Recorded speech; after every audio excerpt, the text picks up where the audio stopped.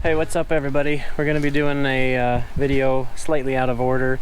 Saul, he's over there, say hi, and I, and 65 CJ5, and I, and some other people went on a pretty sweet trail ride yesterday up at a Rausch Creek off-road park, and now the Jeep's a mess and has some dents and dings, so we're going to do a quick video on some of the carnage from the weekend. It's going to help me see where my vulnerable spots are and anything I need to fix or protect better, and give me some idea what to prepare for next time.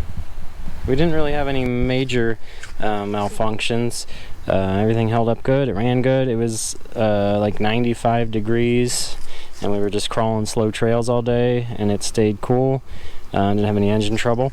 Most of the damage occurred to either the underside or the passenger side, which is probably because I couldn't see it very well. And I don't even know when I did half of it, but this fender kind of got rolled over. So you can see that, came down on a rock. It was very rocky where we were. And this rear quarter panel dropped off another ledge and that got crunched. So it was folded in pretty good. I bent it back out, but it crinkled out a little bit.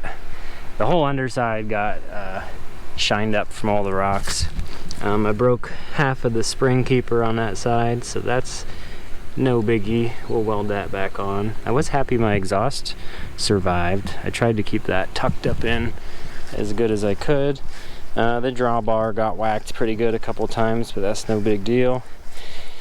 Nothing really on this side. Got some scratches from brush and stuff, but nothing major.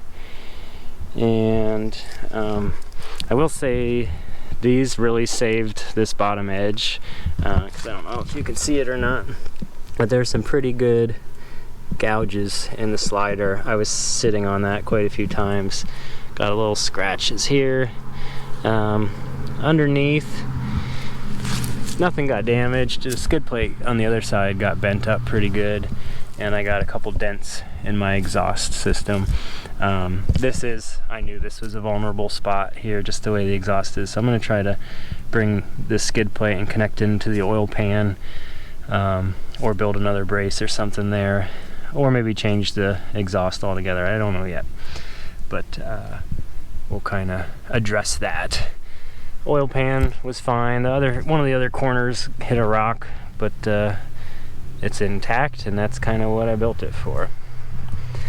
This cross member, you can see, is rashed up pretty good there. Doesn't really hurt anything, but just gives me an idea where things are hitting. You can see that's kind of wavy. This side of the skid plate probably took the most beating. This is supposed to be down quite a bit more. It was about level with this, but you can see there's a dent there. I even had a rock in between the transmission and the exhaust pipe, and it's flattened it a little bit there. So we'll have to work on that a little bit. And you can see it's kind of just wavy, and this got whacked. I was right on something there. I know it's hard to see, but other than that, it fared pretty good. So we'll kind of beef up some skid plates, protect the exhaust, and I'm really pleased with my U-bolt shortening, like smooth bottom spring plates. That made a huge difference. The people that didn't have that, or like 65 CJ5, if you're watching this, I think that's going to be your next project. He got hung up on his U-bolts quite a bit, so that's a good mod. This side, I don't think the sliders took too much abuse, but overall she held up really good. We had a couple water puddles to go through, but nothing too deep.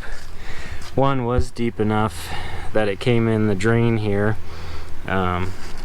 passing through some water, so we're just gonna pressure wash it. I like to get all the sand out of the you know, moving parts and stuff in the steering, and then we'll pump some new grease in the tie rods and anywhere there's grease fittings, and get it all straightened out and ready for the next time. So now we're going to pressure wash it and get it all cleaned up. If you have a Jeep yourself, get it out, get some dents and scratches, break some stuff, fix it, move on. First one hurts a little bit, but then you're going to have a lot more fun with your Jeep. They weren't made to drive in parades and sit on jack stands in your garage, so you're not going to get any cool stories doing that. So I encourage you to get out there and have fun with it. Now let's clean this thing off and get it ready for next time.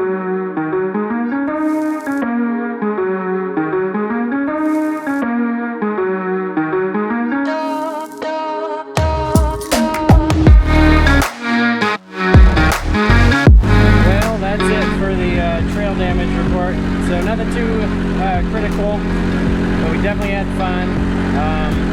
Stay tuned in the next day or two, and I'm gonna edit the footage of how all this happened and everybody else's experience. So hope you're getting out this weekend. Happy 4th of July, and yeah, so the next video should be a good one.